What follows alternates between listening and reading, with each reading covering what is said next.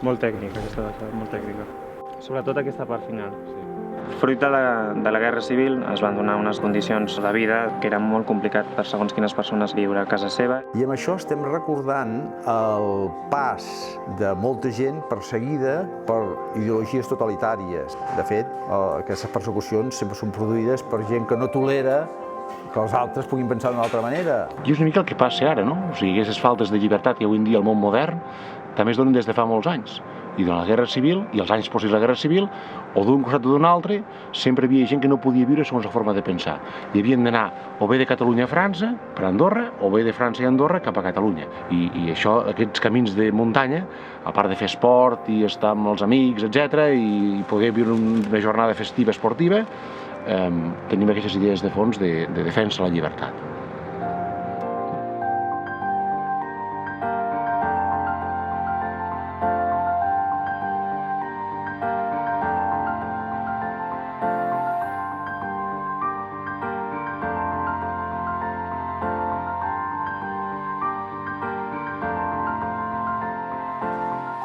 La Rosa del Nord és una cursa que recupera l'esperit de l'antic camí de fugitius. És curiós, però el nostre recorregut és més fàcil seguir-lo de nit que de dia. I a vegades la gent s'espanta dient «Escolta, seré capaç de no perdre'm amb aquesta cursa? Trobaré el camí?» Amb una passada del frontal ja pots veure 1, 2 i fins i tot 3 reflectants.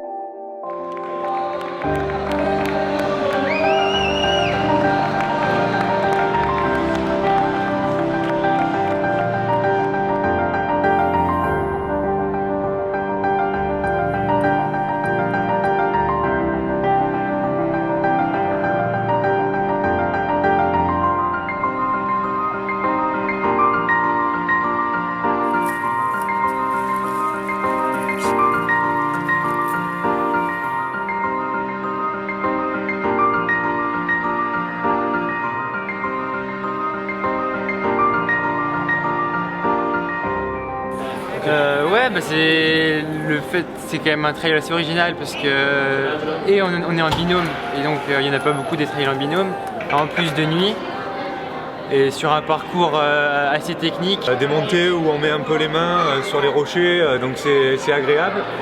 Et puis aussi quand on est sur les hauteurs, le fait de voir tous les villages, les villes illuminées, c'est vrai que c'est super joli de voir ça de haut.